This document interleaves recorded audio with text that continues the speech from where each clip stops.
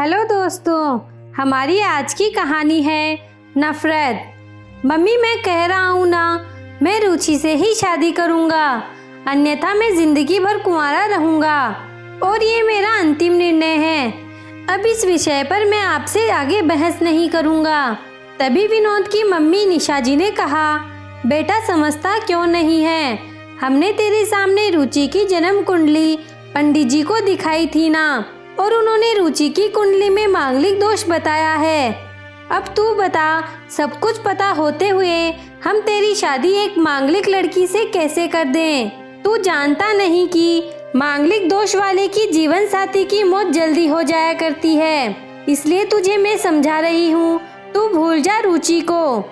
निशा जी ने विनोद को बहुत समझाया, पर विनोद का कहना था कि जब मैंने रुचि से प्यार किया था तब मैंने उसके साथ प्यार करते हुए जन्म कुंडली का मिलान नहीं किया था, ना ही मैं इन मिलानों को मानता हूँ। इसलिए अब बस मैं शादी करूँगा तो सिर्फ रुचि से, और ये मेरा आखिरी फैसला है। आखिर निशा जी को अपने बेटे की जिद के आगे झुकना पड़ा और पंडित जी के द्वारा बताए गए अनुसार रुचि के मंगल दोष को दूर करने के लिए विनोद के साथ शादी करने से पहले रुचि की शादी एक पेड़ के साथ करवाई गई और उसके बाद रुचि ने विनोद से शादी करी। रुचि दुल्हन बनकर विनोद के घर आई, पर निशा जी को रुचि का मांगलिक होना अभी भी खटक रहा था और निशा जी उसे दिल से नहीं अपना पा रही थी, और घर में कुछ भी परेशानी आती तो उसका दोष रुचि को ही दिया जाता। लेकिन रुचि पढ़ी लिखी संस्कारी लड़की थी और वह अपनी सासू माँ से मिले इन बेवजह आरोपों को अपने दिल से नहीं लगाती थी, और ऐसे ही ससुराल में उसके दिन कट रहे थे। एक दिन विनोद ऑफिस से जल्दी घर आ जाता है। तब निशा जी ने उससे पूछा, बेटा आज जल्दी कैसे आ गया? तब उसने बताया, माँ आज सुबह से ही सिर दर्द और बहुत कमजोरी आ रही है, इसीलिए ऑफिस में काम करने की हिम्मत ही नहीं हुई मेरी। तब निशा जी ने कहा, चल बेटा जल्दी कर, हमें डॉक्टर के पास चलना चाहिए। तब विनोद और निशा जी डॉक्टर को दिखाने गए।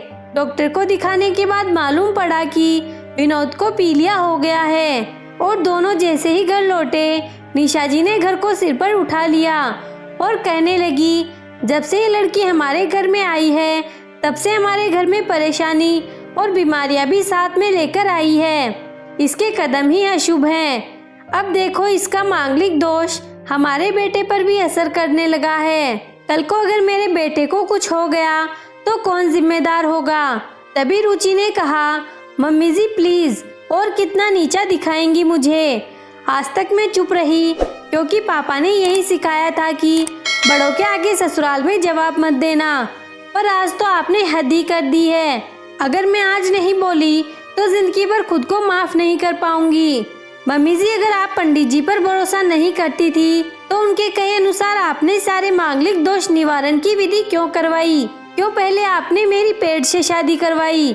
दोष मेरा मांगलिक होना नहीं है, बल्कि दोष तो मेरा आपकी बहू होना है, क्योंकि घर में जाने अनजाने में कुछ भी परेशानी आती है उसको आप मुझसे जोड़ देती हैं, और जब कोई सास अपनी बहू से सिर्फ नफरत करती तब ये बहू दोष बेटे बहू को नहीं पूरे परिवार को परेशानी में डाल देता है, और इस बहू दोष से मुक्ति भी सिर्फ सास ही दिलवा सकती है।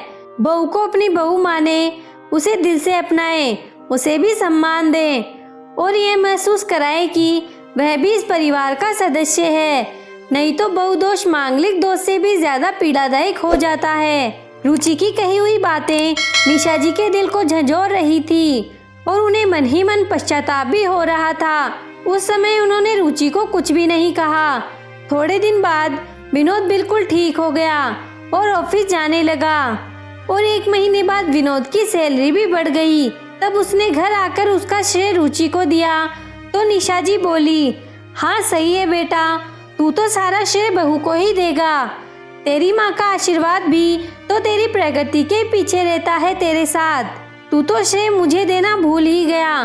तब विनोद ने कहा, माँ इस बार रुचि का मांगलिक दोष मुझ पर और नहीं मेरी तरक्की पर नहीं लगा, और जब हम बुरी परेशानियों का श्रेय रुचि को देते हैं तो अच्छे कामों का श्रेय भी तो रुचि को ही देना चाहिए, तो इसीलिए आज का सारा श्रेय रुचि को जाता है, विनोद ने हंसते हुए कहा।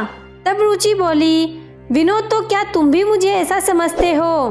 तब विनोद ने कहा, नहीं रुचि, बिल्कुल नहीं, बल्कि मैं तो माँ को ये समझाना चाह रहा हूँ कि सुख दुख हमारे जीवन का हिस्सा है और कभी जीवन में खुशियाँ आती हैं तो कभी गम भी आते हैं। इसके लिए हमें परिवार के सदस्य या अपनी बहू को दोष देना उचित नहीं है। तभी निशा जी बोली, बेटा सही कह रहा है तू, और तेरी तरक्की ही बहुत है मुझे इस झूठे दोष को बाहर निकालने के लिए। आज मैं ये कसम लेती हूँ कि आज के बाद मैं रुचि को किसी भी बात का दोष नहीं दूंगी। यह सुनकर रुचि आज बहुत खुश थी, क्योंकि आज उसको उसकी सास ने मांगलिक दोष के साथ साथ बहु दोषों से भी मुक्ति दे दी थी। धन्यवाद दोस्तों।